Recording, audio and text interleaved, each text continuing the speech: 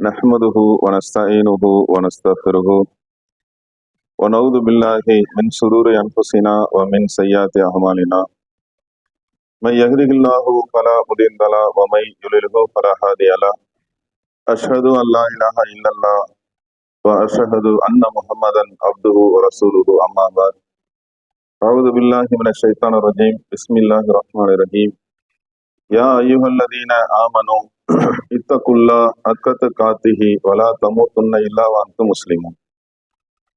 கண்ணியத்துக்குரிய எல்லாம் வல்ல அல்லாஹ்வின் நல்லடியார்களே, அல்லாஹு ரப்புல் ஆலமீன் நம் மீது கடமையாக்கி இருக்கின்ற இந்த ஜும்மாவுடைய நாளில் அதை நிறைவேற்றுவதற்காக நாம் அனைவரும் இங்கு ஒன்று குழும்பியிருக்கும் இந்த சந்தர்ப்பத்தில கஞ்சத்தனம் தவிர்ப்போம் என்கின்ற தலைப்பின் கீழே ஒரு சில செய்திகளை நாம் அறிந்து கொள்ள இருக்கிறோம்.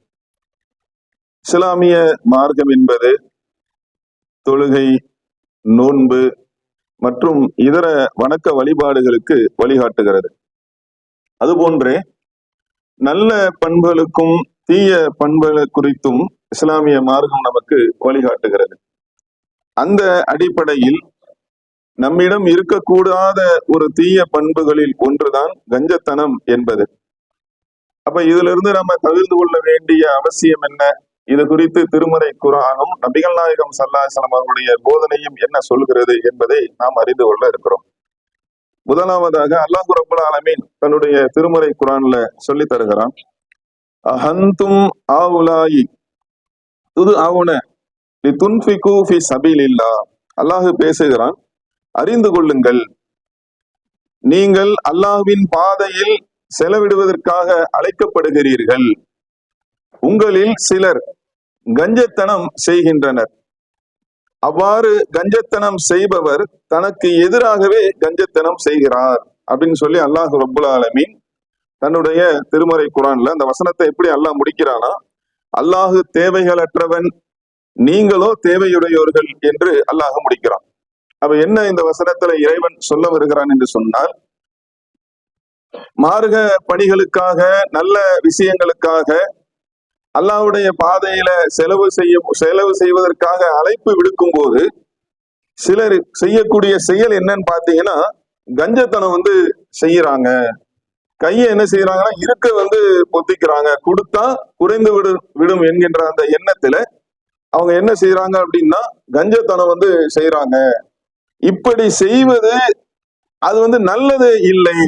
பொதுவா மனுஷன்ட்ட ஒரு எண்ணம் இருக்குல்லங்க, நம்ம கொடுத்தா குறைஞ்சிரும், கொடுக்கலன்னா நல்லது அப்படின்னு நினைக்கிறாங்கல்ல. இது அல்லாஹ் சொல்றான், நம்ம சொல்ற அல்லாஹ் என்ன சொல்றான்னா, இதுதான் அவருக்கு எதிரானது. கொடுக்கவில்லை என்றால், கஞ்சத்தனம் செய்கிறார் என்று சொன்னால் இதுதான் அவருக்கு எதிரானது என்று அல்லாஹ் ரப்புல் ஆலமீன் திருமறை குர்ஆன்ல சொல்லுகிறான். என்ன காரணம்? தருவதின் மூலமாக ஏராளமான நன்மைகள் இருக்கிறது. அதை அடைந்து அவர் என்ன செய்யலாம், மறுமையில கூலியை பெற்று நன்மையடைய வாய்ப்பு இருக்கக்கூடிய சந்தர்ப்பத்துல இந்த உலகத்தின் மீது உள்ள நேசத்தின் காரணமாக கொடுத்தால் குறைந்து விடும் என்கின்ற எண்ணத்தின் காரணமாக அவர் கையை இருக்க பொத்திக்கிட்டாரு, கஞ்சத்தனம் செய்கிறார் என்று சொன்னால் இது அவருக்கு எதிரானது என்று அல்லாஹ். இங்க உலகத்துல உங்களுக்கு லாபம் மாதிரி தெரியலாம், ஆனா மறுமையில உங்களுக்கு எதிரானது என்று அல்லாஹ் அந்த கருத்துப்பட என்ன செய்யறான் சொல்லிவிட்டு இன்னொரு தகவலையும் அல்லாஹ் சொல்றான். அல்லாஹ் தேவைகளற்றவன். என்ன அல்லாஹ்வுக்காக கேட்கிறான், நீங்க கொடுக்கக்கூடிய 1000 500 அல்லது மற்ற விஷயங்கள் இது இறைவனுக்கா? இது இறைவனின் பாதையில் செலவிடும் போது அதுல அந்த பாயிண்ட் அல்லாஹ் புரிய வைக்கிறாங்க. நமக்கான ஒண்ணுதான் அது. யாரெல்லாம் இறை பணிக்காக வழங்குகின்றோமோ இது அல்லாஹ்வுக்காக இல்லப்பா. நம்ம குர்பானில நம்ம கேள்விப்பட்டிருக்கிறோம்ல, அறுக்கக்கூடிய அந்த பிராணியுடைய ரத்தமோ மாமிசமோ அல்லாஹ்வை போய் அடையுமா? உங்களுடைய இறையச்சம் தான் அல்லாஹ் சொல்வது மாதிரி அதுல இருந்து இதை புரியலாம். நம்ம கொடுக்கக்கூடிய காசு பணம் அல்லாஹ்வுக்கு தேவையா? அப்படி இல்லை. இதை ஏன் அல்லாஹ் ஏற்படுத்தி இருக்கிறான்? இதை செய்வதன் மூலமாகவும் நமக்குத்தான் மறுமையில் நன்மை இருக்கிறது. யாரெல்லாம் அப்படி செய்கின்றார்களோ அவர்களுக்கு நன்மை இருக்கிறது என்பதை அல்லாஹ் இந்த வசனத்துல நமக்கு மிக தெளிவாக புரிய வைக்கிறான். அப்ப முதல் பாயிண்ட் என்ன அப்படின்னா, கஞ்சத்தனம் செய்வது என்பது நமக்கு அது கேடு, நமக்கு நல்லது இல்லை, நமக்கு கெட்டது அல்லாஹ் சொல்றான் என்கின்ற அந்த ஒன்றை நாம புரிந்து கொள்ள வேண்டும். அடுத்தது என்னன்னு பாத்தீங்கன்னா, மனிதனின் மற்றொரு தன்மை என்ன, மனுஷன் எப்படி சில நேரங்கள்ல ஒரு வாக்குறுதி மாதிரி, ஒரு பிரார்த்தனை மாதிரி என்ன செய்யறான் அப்படின்னா அல்லாஹ் குர்ஆன்ல சொல்லித்தரான், இறைவா அல்லாஹ் தனது அருளிலிருந்து எங்களுக்கு நீ வழங்கினால் நாங்கள் தர்மம் செய்து நல்லவரா ஆகிவிடுவோம். கேட்கும் போது எப்படி கேட்கிறதா, யா அல்லாஹ் எனக்கு நீ குணம், யா அல்லாஹ் கொடுத்தா பாரு, நான் எப்படி உன்னுடைய நல்லறங்கள் நல்ல விஷயங்கள்லாம் நான் கொடுப்பனா மாட்டேனா, எனக்கு இப்படி இருக்க சூழலு அப்படின்ற ஒரு டைப்ல அந்த கோணத்துல இவர் செய்வாராம். அல்லாஹ் சொல்றாங்க, அப்படி வாக்குறுதி அளித்தவர்களும் அவங்கள இருக்கிறாங்க. யாருல, அந்த சில பேர்ல இந்த மாதிரி வாக்குறுதி தந்தாங்கல்ல, நீ கொடுத்தா நான் செய்ய மாட்டானே யா அல்லாஹ், நீ எனக்கு குழு யா அல்லாஹ் என்று அந்த வாக்குறுதி அல்லாஹ் சொல்றான். இப்படி வாக்குறுதி கொடுத்தவங்களும் அவங்கள இருந்தாங்க. ஆனா அல்லாஹ் தனது அருளில் இருந்து அவங்களுக்கு வழங்கிய போது, இங்கதான் பாயிண்ட், அல்லாஹ் சொல்ற பாயிண்ட், அவனுடைய அருளில் இருந்து அவர்களுக்கு வழங்கிய போது அதில் அவர்கள் கஞ்சத்தனம் செய்தனர், சொன்ன மாதிரி நடந்துக்கல, அவங்க புறக்கணித்து பின்வாங்கி விட்டனர். அல்லாஹ் சொல்றோம். நீ அப்படியே எடுத்து படிங்கல இந்த வசனங்களை, நீங்க 9வது அத்தியாயத்துடைய 75, 76 அந்த வசனங்கள்லாம் நீங்க அப்படியே படிச்சீங்கன்னு வைங்க, நம்மோடு பேசுவது மாதிரி அப்படியே அந்த வசனங்கள் அப்படியே அமைந்திருக்கும் உயிரோட்டமாக. எல்லா வசனமும் உயிரோட்டமான ஒன்றுதான். நமக்கு இந்த தலைப்புக்கு தொடர்புடைய இந்த வசனத்தை நம்ம படிக்கும் போது இந்த செய்திகளை நம்மால் அறிந்து கொள்ள முடிகிறது.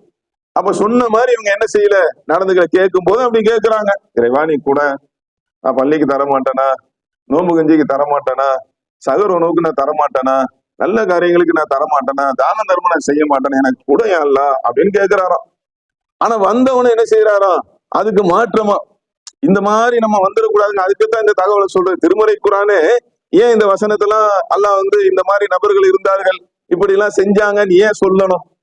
இது போன்று இறை நம்பிக்கையாளராக இருக்கக்கூடிய நம்மிடத்தில் இந்த மாதிரி வந்துடக்கூடாது என்பதற்காகத்தான் அல்லாஹ் என்ன சொல்றோம், இந்த தகவலை எல்லாம் திருமறை குர்ஆன்ல நமக்கு சொல்லி தருகிறான். அடுத்ததுங்க, இந்த கஞ்சத்தனம் சம்பந்தமாக அல்லாஹ் மிக கடுமையாக ஒன்றை சொல்லுகிறான். இறை நம்பிக்கையாளருடைய பண்பு இது அல்ல. கஞ்சத்தனம் செய்வது, கொடுக்காமல் எடுத்துக்கொள்வது, இது இறை நம்பிக்கையாளர் இருக்காங்கல்ல, அல்லாஹ்வை நம்பி மறுமையை நம்பி நம்ம கொடுக்கக்கூடிய ஒன்றுக்கு அல்லாஹ் பன்மடங்காக நன்மையை தருவான், இதன் மூலமாக அதிக கூலிகளை பெற்று சொர்க்கத்துல பிரவேசிக்க முடியும். இதெல்லாம் இறை நம்பிக்கையாளருடைய அந்த நம்பிக்கையின் வகைகள். இந்த மாதிரி இறை நம்பிக்கையாளருடைய தன்மை இப்படி இருக்கக்கூடாது. யாருடைய தன்மை அல்லாஹ் சொல்லி காட்டுறான் தெரியுமா? அவங்க தன்மையை அல்லாஹ் சொல்றான் பாருங்க, யார் கஞ்சத்தனம் செய்து பிற மக்களையும் கஞ்சத்தனம் செய்யுமாறு ஏவுவார்கள், அவங்க தான் கொடுக்கறது மட்டும் அப்படி கஞ்சத்தனம் செய்ய மாட்டாங்களாம். அடுத்தவங்களுக்கு சொல்றது, எப்பா நீ பள்ளிவாசலுக்கு போனா அதுக்கு வேணும் இதுக்கு வேணும் கேட்கத்தான்ப்பா செய்வாங்க, நீ அப்படிலாம் கொடுக்கலாமா, இப்ப அப்படியாக்கும் இப்படியாக்கும் பேசிட்டு இருக்கிற எப்படி இப்படின்னு, அது என்னவோ நல்லது மாதிரி, அவருக்கு என்னவோ நன்மை இவர் செய்யற மாதிரி நினைச்சுக்கிட்டு அதை அல்லாஹ் சொல்லி காட்டுறாங்க. அவரும் கஞ்சத்தனம் செய்வாராம். அது இல்லாம செய்யறவரையும் இவர் தடுப்பாரு. அவருக்கும் கஞ்சத்தனத்தை ஏவி தமக்கு அல்லாஹ் வழங்கிய அருள் கொடைகளை மறைக்கின்றார்களோ. இங்கதான் அல்லாஹ் பாயிண்ட சொல்றான், இத்தகைய இறை மறுப்பாளர்களுக்கு இழிவு தரும் வேதனையை தயார்படுத்தி உள்ளோம். 4வது அத்தியாயத்துடைய 37வது வசனம் பேசுகிறது. இதை யாருடைய தன்மை அல்லாஹ் சொல்றான்? இறை நம்பிக்கையாளருடைய தன்மை இல்ல, இறை மறுப்பாளருடைய தன்மை தான் இது. அவங்களும் செய்ய மாட்டாங்க, அடுத்தவங்களையும் செய்ய விட மாட்டாங்க. இது மாதிரி தன்மைகள் இடத்தில் விடக் கூடாது. அதற்காக அல்லாஹ் எச்சரிக்கை செய்கின்றான் இந்த வசனங்கள் மூலமாக. தனக்கு அல்லாஹ் வழங்கிய அருள் கொடைகளை மறைக்கிறது. அல்லாஹ் ஒரு இடத்துல அல்லாஹ்ட்ட கேட்கிறாரா, அல்லாஹ் நிறைய வாரி வழங்கி இருப்பானா, அதை என்ன செய்ய மாட்டாரு, வெளிப்படுத்தாமல் அதை மறைக்கும் விதமாக அவருடைய செயல்பாடு அமைந்து தானும் தராமல் தடுவரையும் நிறுத்தக்கூடிய அந்த வேலையை செய்வார். இப்படிப்பட்ட இறை மறுப்பாளர்களுக்கு இழிவு தரும் வேதனையை தயார்படுத்தி உள்ளோம் அப்படின்னு சொல்லி அல்லாஹ் இந்த வசனத்துல சொல்றான். அடுத்து அல்லாஹ் இறை நம்பிக்கையாளர்களுடைய அந்த தன்மை என்ன, யார் வெற்றியாளர்கள் அப்படின்னு சொல்லி இறைவன் சொல்லும் போது அல்லாஹ் ஒரு கட்டளையாவே நமக்கு சொல்ற தகவல், உங்களால் இயன்ற அளவுக்கு அல்லாஹ்வை அஞ்சு கொள்ளுங்கள். ஒண்ணு, செவி சாய்த்து கட்டுப்படுங்கள். மார்க்க ரீதியாக செய்திகளை சொல்லும் போது செவி சாய்த்து கட்டுப்படுங்கள், செலவிடுங்கள், அதுவே உங்களுக்கு சிறந்ததாகும் அப்படின்னு இறைவன் சொல்லிட்டு அடுத்ததான் அல்லாஹ் சொல்றான் பாருங்க, வமை யூகோ சுக நஃப்ஸிஹி ஃபஉலாயிக ஹுமுல் முஃப்லிஹூன். அல்லாஹ் பேசுகிறான், தன்னிடம் உள்ள கஞ்சத்தனத்தை விட்டும் யார் பாதுகாக்கப்படுகிறாரோ அவர்களே வெற்றியாளர்கள். அல்லாஹ் சொல்றான். கஞ்சத்தனம் என்பது அவனும் தராம அடுத்தவங்களையும் தர விடாம இருக்கிறது இறை மறுப்பாளர்களுடைய தன்மை. இது வேண்டாம் நமக்கு. அல்லாஹ் என்ன சொல்றான்? இறை நம்பிக்கையாளர்களுடைய வெற்றியாளர்களுடைய தன்மை என்னன்னு இறைவன் சொல்லும் பொழுது, தன்னிடம் உள்ள கஞ்சத்தனத்தை விட்டும் யார் பாதுகாக்கப்படுகிறாரோ அவர்கள் தான் வெற்றியாளர்கள் என்று அல்லாஹ் ரப்புல் ஆலமீன் இந்த வசனத்துல நமக்கு அழகான முறையில பாடம் நடத்துகிறான்.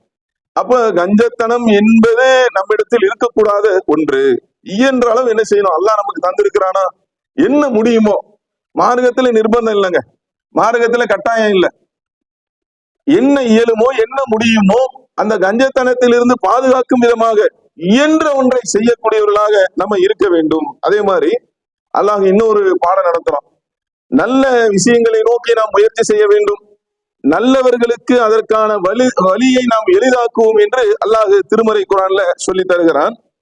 இன்ன ஷஹயக்கும் கஷத்தா, அல்லாஹ் பேசுகிறான், உங்களுடைய முயற்சி பலவாறாக உள்ளது. அம்மாமன் ஆத்தா வத்தக்கா வசத்தக பில் ஹுஸ்னா ஃபஸனு யஸ்ஸிருஹு லில் யுஸ்ரா, யார் பிறருக்கு வழங்கி இறைவனை அஞ்சி நல்லவற்றை உண்மைப்படுத்துகிறாரோ அவருக்கு வசதிக்குரிய வழியை நாம் எளிதாக்குவோம். அல்லாஹ் சொல்லுகின்ற ரொம்ப அற்புதமான ஒரு தகவலுங்க. இறைவனை அஞ்சி பிறருக்கு வழங்கி நல்லவற்றை உண்மைப்படுத்தணும். என்னெல்லாம் இந்த மார்க்கத்துல நல்ல விஷயங்கள் என்று சொல்லப்படுகிறதோ அதை உண்மைப்படுத்தக்கூடியவராக இருந்தால் அல்லாஹ் சொல்லுகிறான், அவருக்கு வசதிக்குரிய வழியை நாம் எளிதாக்குவோம். அப்படின்னா இது சொர்க்கத்திற்கான பாதை, நல்லவர்களுக்கு அதற்குரிய வாய்ப்பை ஏற்படுத்தி அல்லாஹ் அதை எளிதாக்குவான் என்று அல்லாஹ் சொல்லுகின்றான். அதே மாதிரி அல்லாஹ் பேசுகின்றான், அம்மாமன் பஹில வஸ்தானா வகத்தப பில் ஹுஸ்னா ஃபஸனு யஸ்ஸிருஹு லில் உஸ்ரா, அல்லாஹ் சொல்லுகிறான், யார் கஞ்சத்தனம் செய்து தேவையற்றவராக தன்னை கருதி நல்லதை நம்ப மறுக்கிறாரோ சிரமமானதுக்கு அவருக்கு வழியை ஏற்படுத்துவோம் அப்படின்னு அல்லாஹ் இந்த வசனத்துடைய தொடர்ச்சியில சொல்றான். கஞ்சத்தனம் செய்யறாரு, தேவையற்றவரா என்ன நினைக்கிறார் அப்படின்னா, நம்ம தான் இங்க நல்ல விதமா தான் இருக்கிறோம், நம்ம கொடுத்தா என்ன கொடுக்கலாம் என்ன, நன்மை விஷயங்கள்ல அவர் என்ன நினைக்கிறாரு, அவரு இதெல்லாம் நம்ம பார்த்துக்குவோம், ஒரு தேவையற்ற ஒரு தன்மை மாதிரி, மறுமை தானே நன்மை தானே பார்த்துக்கொள்வோம் அப்படின்ற ஒரு அலட்சியம் அசால்ட்டு வருது இல்ல சில நேரங்கள்ல. அத அல்லாஹ் என்ன செய்யறான், தேவையற்றவராக என்ன செய்யறாரு, அவரு தன்னை கருதி நல்ல விஷயங்களை நம்ப மறுக்கிறார். நல்ல விஷயம் நம்பினா தானே செய்வாரு, நல்ல விஷயங்களை என்ன செய்யறாரு, நம்ப மறுக்கிறார். இப்படிப்பட்ட நபர்களுக்கு சிரமமானதற்கு அவருக்கு வழியை ஏற்படுத்துவோம். அப்படின்னா என்ன அர்த்தம்? ரெண்டு தான் இருக்கு. ஒரு வழி இலகுவான வழி, ஈஸியான வழி, எளிய வழி அப்படின்னா நமக்கே புரியுது, அது சொர்க்கத்துக்குரிய வழி. சிரமத்துக்குரிய வழினா நரகத்திற்கு சென்றார்கள் என்று சொன்னால் அங்க சிரமத்திற்கு மேல் சிரமம் தானே. அப்ப அதுல இருந்து நம்ம என்ன விளங்கலாம், சிரமத்திற்குரிய வழியை அவருக்கு ஏற்படுத்தும். இத நபிகள் நாயகம் ஸல்லல்லாஹு அலைஹி வஸல்லம் அவங்களும் என்ன செய்யறாங்க, இன்னும் மேலதிகமா நம்ம புரிந்து கொள்வதற்கு அல்லாஹ்வுடைய தூதர் அவங்க விளக்குறாங்க. நாங்கள் பஹீஹுல் ஹர்கத் எனும் பொது மையவாடியில ஒரு ஜனாசா அடக்கத்துல நபிகள் நாயகம் ஸல்லல்லாஹு அலைஹி வஸல்லம் அவங்களுடைய தோழர்கள் எல்லாமே கலந்துக்கிட்டாங்க. கலந்துக்கும் போது அல்லாஹ்வுடைய தூதர் இருக்கிறாங்க, அவங்களை சுத்தி நபி தோழர்களும் என்ன செய்யறாங்க, அமர்ந்து கொண்டு இருக்கக்கூடிய சந்தர்ப்பத்துல நபிகள் நாயகம் ஸல்லல்லாஹு அலைஹி வஸல்லம் அவங்க சொல்றாங்க, உங்களில் யாரும் அல்லது எந்த ஆத்மாவும் அதனுடைய இருப்பிடம் சொர்க்கமா நரகமா என்பது பற்றி தீர்மானிக்கப்படாமல் இல்லை, எல்லாமே தீர்மானிக்கப்பட்டுடுச்சுன்னு நபிகள் நாயகம் சொல்றாங்க. அடுத்து என்ன சொல்றாங்க, தீய கதியுடையதா அவருக்கு தண்டனையா அல்லது நற்பேறு உடையதா அவருக்கு கூலியா என்பதும் நிர்ணயிக்கப்படாமல் இல்லை அப்படின்னு அல்லாஹ்வுடைய தூதர் அந்த இடத்துல மரண தருவாயில அடக்கம் செய்யக்கூடிய அந்த நேரத்துல ஜனாசாவுடைய மயவாடியில ஜனாசா அடக்கம் பண்ண பிறகு அல்லாஹ்வுடைய தூதர் இந்த தகவல் எல்லாம் சொல்றாங்க. அப்ப இதுல நம்ம எப்படி விதியை நம்பணும்ன்ற ஒரு கான்செப்ட் இதுல வருதுங்க. நம்ம எல்லாம் முயற்சி செய்யணும், முயற்சி செய்யாமல் தன்னால நடக்கும் நினைச்சிடக்கூடாதுன்ற ஒரு தகவலும் இது உள்ள அடங்கி இருக்கிறது. அப்போ ஒருத்தர் கேட்கிறார், அல்லாஹ்வுடைய தூதர் அவர்களே, நீங்க இப்படி சொல்றீங்க, யாருக்கு சொர்க்கம் யாருக்கு நரகம், அவருக்கு நல்லது கிடைக்குமா அல்லது தீயது கிடைக்குமா, இப்படி எல்லாமே கன்ஃபார்ம் ஆயிடுச்சு அப்படின்னு நீங்க சொல்றீங்க, அதனால நல்ல மல்கள்லாம் செய்யாம இருந்துருவோமான்னு கேட்கிறாரு. எப்படி கேட்கிறாரு பாருங்க, அதை புரிஞ்சுக்கிட்டு அவர் என்ன கேட்கிறாரு, அப்படின்னா நம்ம எல்லாம் தான் தீர்மானிக்கப்பட்டுடுச்சு அப்படின்னா நம்ம நல்ல எல்லாம் செய்யாம இருந்துருவோம், எந்த முயற்சியும் நம்ம செய்யாம இருந்துருவோம் அப்படின்ற மாதிரி சொல்லிட்டு அவங்க அதுதான் நடக்கத்தானே போகுது. நல்லவர்கள் நல்ல செயல ஈடுபட போறாங்க, தீயவர்கள் தீய செயல செயல ஈடுபட போறாங்க. இதுக்கே நம்ம போட்டு சிரமப்பட்டுக்கிட்டு அப்படின்ற மாதிரி நம்ம சிலதுக்கு சொல்லுவோம்ல, அது மாதிரி அவர் கேட்கிறாரு. நபிகள் நாயகம் ஸல்லல்லாஹு அலைஹி வஸல்லம் சொன்னாங்க, அப்படி இல்லை. நம்மில் யார் நல்லவராக தீர்மானிக்கப்பட்டு உள்ளார்களோ அவர்களுக்கு நல்லமல் செய்வது எளிதாக்கப்படும். செய்யாம இருக்கக்கூடாது என்பது அர்த்தம் அல்ல. அவங்களுக்கு என்ன அல்லாஹ் என்ன செய்வானா, நல்ல காரியங்களுக்கு நல்ல வழிகளுக்கு நல்ல அமல் செய்வதற்கு அல்லாஹ் என்ன செய்வான், அந்த வாய்ப்புகளை வழங்குவான், எளிதாக்கப்படும் என்று அல்லாஹ்வுடைய தூதர் சொல்றாங்க. யார் தீயவர்களாக தீர்மானிக்கப்பட்டுள்ளார்களோ அவர்களுக்கு தீய காரியங்கள் எளிதாக்கப்படும். அப்ப இதுல இருந்து நம்ம என்ன புரியணும் அப்படின்னா, நம்ம முயற்சி செய்யணும், நம்ம உழைக்கணும், அதிகமான நற்காரியங்களை நோக்கி நம்ம விரைய வேண்டும். அப்படி நம்ம முயற்சி செய்யும் போது அல்லாஹ் அதற்குரிய வழியை நமக்கு ஏற்படுத்துவான். முயற்சி பண்ணாம இருந்துடக்கூடாது என்பதை நபிகள் நாயகம் ஸல்லல்லாஹு அலைஹி வஸல்லம் அவங்க விளக்கிட்டு இந்த வசனத்தையும் ஓதுறாங்க. முன்னாடி நம்ம பார்த்தோம்ல, யார் தர்மம் கொடுத்து அல்லாஹ்வை அஞ்சி நல்லவற்றை உண்மையாக்குகிறாரோ அவருக்கு எளிதானதை நோக்கி வழிகாட்டுவோம் என்கின்ற வசனத்தை நபிகள் நாயகம் ஸல்லல்லாஹு அலைஹி வஸல்லம் என்ன செஞ்சாங்க, ஓதி காட்டினாங்க என்பதையும் நம்ம செய்தியில பார்க்கின்றோம். அப்ப அல்லாஹ்வுடைய நல்லடியார்களே, நாம அனைவரும் இது போன்று நல்ல விஷயங்களை செய்யக்கூடியவர்களாக, நம்மளுடைய கஞ்சத்தனத்தில் விட்டு பாதுகாப்பு தேடக்கூடியவர்களாக, நம்மளால் இயன்ற தான தர்மங்களை நல்லறங்களை செய்யக்கூடியவர்களாக நம்ம என்ன செய்யணும், இருக்க வேண்டும். அதே மாதிரி அல்லாஹ் அடுத்த இன்னொரு வசனத்துல சொல்றோம், தனது அருளில் இருந்து அல்லாஹ் வழங்கியதில் யார் கஞ்சத்தனம் செய்கின்றாரோ, இந்த அடிப்படை நீ திருமறை குர்ஆன் நெடுகிலே நீங்க பாத்தீங்கன்னா அல்லாஹ் செல்வத்தை பற்றி பொருளாதாரத்தை பற்றி சொல்லும் போது நான் தான் உனக்கு கொடுத்தேன்றதை அப்பப்ப ஞாபகப்படுத்துவான். நீ என்ன நினைச்சிட்டு இருப்பா, எல்லாம் உன்னால வந்துச்சா, ஏன்னா அதான தடுக்குது நமக்கு. என்னவோ நம்மளால வந்தது, நம்ம தான் கஷ்டப்பட்டிருப்போம், அதுல மாற்று கருத்து இல்லை, யதார்த்தம் அது. ஆனா அதை தாண்டி நான் தான் கொடுத்தேன்னு சொல்லி அல்லாஹ் என்ன செய்யறான், அப்பப்ப சொல்லிட்டே இருப்பான். அந்த மாதிரிதான் இந்த வசனத்துல அல்லாஹ் ஆரம்பிக்கிறான், தனது அருளிலிருந்து அல்லாஹ் வழங்கியதில் யார் கஞ்சத்தனம் செய்கின்றாரோ அவர் தமக்கு நல்லது என நினைக்க வேண்டாம் அப்படின்னு சொல்லிட்டு, மாறாக அவர்களுக்கு அது கெட்டதாகும். என்ன நடக்கும்ன்றத அல்லாஹ் இதுல சேர்த்து சொல்றான். அவர்கள் எதை கஞ்சத்தனம் செய்தார்களோ அதன் மூலம் மறுமை நாளில் அவர்களின் கழுத்தில் மாலையாக மாட்டப்படும் அந்த வசனத்தை அல்லாஹ் முடிக்கிறான். நீங்க எதுலலாம் நீங்க கஞ்சத்தனம் பண்றீங்களோ இதோ இங்கேயோட முடியாதுப்பா, மறுமை நாள்ல நம்ம என்ன செய்வோம், அதை ஒரு மாலையாக்கி உன் கழுத்துல மாட்டிடுவோம், யார் அப்படி செய்யறாங்களோ அவங்களுக்கு அப்படின்னு அல்லாஹ் இந்த வசனத்தை முடிக்கிறானா. நபிகள் நாயகம் ஸல்லல்லாஹு அலைஹி வஸல்லம் அவங்க ஒரு சந்தர்ப்பத்துல இந்த வசனத்துக்கு விளக்கம் சொல்லும் போது அல்லாஹ்வுடைய தூதர் அவங்க சொல்றாங்க, மறுமை நாள்ல அவரது செல்வம் தலை வழுக்கையான கொடிய நச்சுடைய கிழட்டு பாம்பாக அவருக்கு காட்சி தரும்.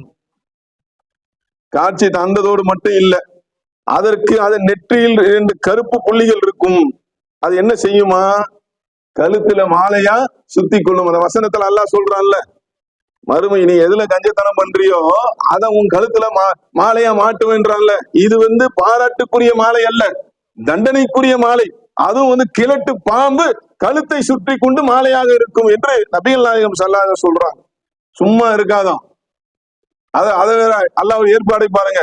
அந்த பாம்பு கூட சும்மா இல்லாம இந்த இடம் இருக்குல்ல, இந்த இடத்தை அந்த பாம்பு பிடித்து கொண்டு அது சொல்லுமா, நான் தான் உனது செல்வம், இதைத்தானப்பா நீ வச்சிருந்த, இதைத்தானப்பா நீ நேசிச்ச, இது உனக்கு காலி ஆயிடக்கூடாது தானப்பா கஞ்சத்தனத்தை நீ கடைபிடிச்ச, கொடுத்தா குறைஞ்சிரும், அப்படித்தானப்பா இருந்த, நான் தானப்பா உன் செல்வம், நான் தானப்பா உன்னுடைய கருவூலம் என்று அந்த பாம்பு சொல்லுன்ட்டு நபிகள் நாயகம் ஸல்லல்லாஹு அலைஹி வஸல்லம் அவங்க சொல்றாங்க. அப்ப அன்பார்ந்த சகோதரர்களே, இது போன்ற இந்த நிலையெல்லாம், ஏன்னா நம்ம மறுமையை நம்பக்கூடியவர்கள், அல்லாஹ்வுடைய விசாரணை அந்த சன்னிதானத்துல நிற்கக்கூடிய நிலை இருக்கிறது. அந்த நேரத்துல எல்லாருமே நம்ம அதிகமான நன்மை செய்து சொர்க்கத்துல பிரவேசிக்க வேண்டும் என்றுதான் நம்ம நோக்கம். அதுக்காகத்தான் நம்ம நோன்பு வைக்கிறோம், அதுக்காகத்தான் நம்ம தொழுகிறோம், இரவு நேரத்துல நின்று வழங்குகின்றோம். அப்ப பொருளாதார விஷயத்திலும் இந்த மாதிரி ஒரு நிலை நம்மிடம் இருந்தால், பெரும்பாலும் அல்லாஹ்வுடைய கிருபை கொண்டு இஸ்லாமியர்கள் முஸ்லிம் இடத்துல தான தர்மங்கள் செய்கின்ற அந்த ஒண்ணு இயற்கையாவே என்ன செய்யும், அப்படி உள்ள பழக்கத்துலதான் அவங்க இருப்பாங்க. இருந்தாலும் மார்க்க சொல்லுகின்ற தகவலை நம்ம சொல்லணும்ல.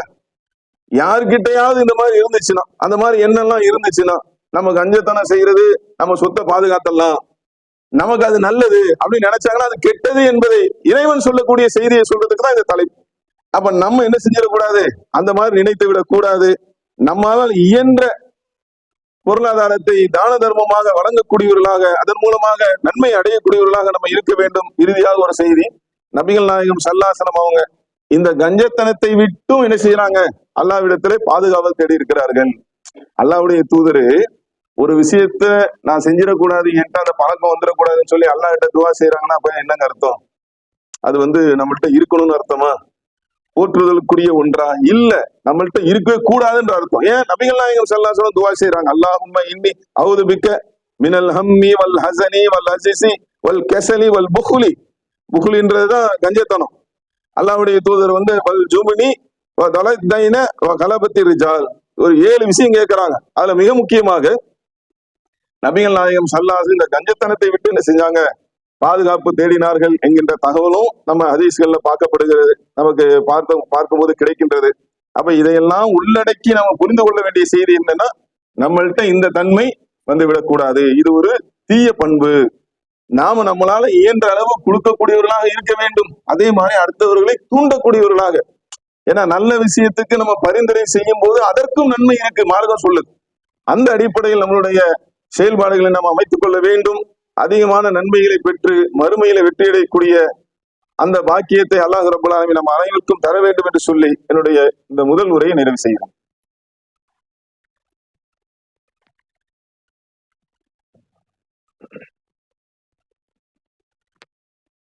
அல்ஹம்துலில்லாஹ். எல்லாம் உள்ள அல்லாஹ்வின் நல்லடியார்களே, அல்லாஹ்வுடைய மாபெரும் பேரருளால் தமிழ்நாடு தௌஹீத் ஜமாத் என்று சொல்லக்கூடிய நம்மளுடைய ஜமாத் சமுதாய பணிகளிலும் மார்க்க பணிகளிலும் நாம் ஈடுபட்டு கொண்டிருக்கிறோம். இன்னொரு புறத்திலே பல்வேறு சேவை நிறுவனங்களையும் அதே போல மார்க்க அறிஞர்களை உருவாக்கக்கூடிய திருமுறை குர்ஆனை மனனம் செய்யக்கூடிய ஆபீஸ்களை உருவாக்கக்கூடிய ஹிப்ரு மதரசா போன்றவற்றை எல்லாம் நம்ம நடத்தி கொண்டு இருக்கிறோம். இது போன்ற செயல்பாடுகளுக்கு ஏராளமான பொருளாதாரங்கள் தேவைப்படுகிறது. அப்ப வருஷத்துல 2 வாட்டி பொதுமக்கள்கிட்ட இந்த மாதிரி ஜும்மா வசூல் வழியாக, போன வாரம் உங்களுக்கு அறிவிப்பு செஞ்சிருப்பாங்க, வார வாரம் இன்ஷா அல்லாஹ் ஜும்மா வசூல் மாநில தலைமையுடைய செயல்பாட்டிற்காக வழங்கப்பட இருக்கிறது. அப்ப என்னன்னு தெரியணும் இல்ல. இந்த ஜும்மா வசூல் நம்ம கொடுப்பதின் மூலமாக நமக்கு நன்மை கிடைக்குமா? நம்ம அதுதான் எதிர்பார்ப்போம் எல்லாருமே.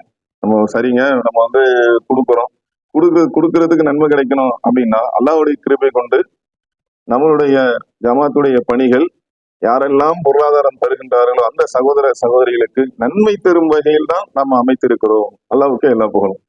அப்ப என்னெல்லாம் நம்ம செய்யறோம் அப்படின்னு பாத்தீங்கன்னா, சமுதாயத்திற்கு ஒரு நெருக்கடி, ஒரு பிரச்சனை என்று சொன்னால் ஓடோடி சென்று களத்துல இறங்கி குரல் கொடுக்கக்கூடிய ஒரு அமைப்பாக நம்ம இருக்கிறோம். நிறைய உங்களுக்கு தெரியும், போராட்டங்கள் களங்களை நம்ம கண்டு இருக்கிறோம், ஆர்ப்பாட்டங்களை கண்டு இருக்கிறோம், ஹிஜாபு சம்பந்தமாலாம் தெரியும். அதுல நம்ம தான் என்ன செய்ய வலுவா பல்வேறு தரப்பும் எதிர்த்தாலும் நம்ம வலுவா எதிர்த்து இன்னைக்கும் அதனுடைய தொடர்ச்சியெல்லாம் இருக்கிறத நம்ம தெரிந்திருக்கிறோம். அது மாதிரி மார்க்க ரீதியாக இந்த மாதிரி மார்க்கத்தை எடுத்து சொல்ல வேண்டும் என்பதற்காக, மக்களுக்கு ஏகத்துவத்தை கொண்டு போய் சேர்க்க வேண்டும் என்பதற்காக மார்க்க அறிஞர்களை உருவாக்கக்கூடிய எம்ஐசி கல்லூரியை நடத்துகின்றோம். நம்ம பிள்ளைங்க நல்ல விதமா திருமறை குர்ஆனை ஓத வேண்டும் என்பதற்காக இப்னு மதரசாவை நாம் நடத்துகின்றோம். அதே போல இன்னைக்கு சமூக வலைதளங்கள தான் அதிகமா பயன்பாடு இருக்கிறது.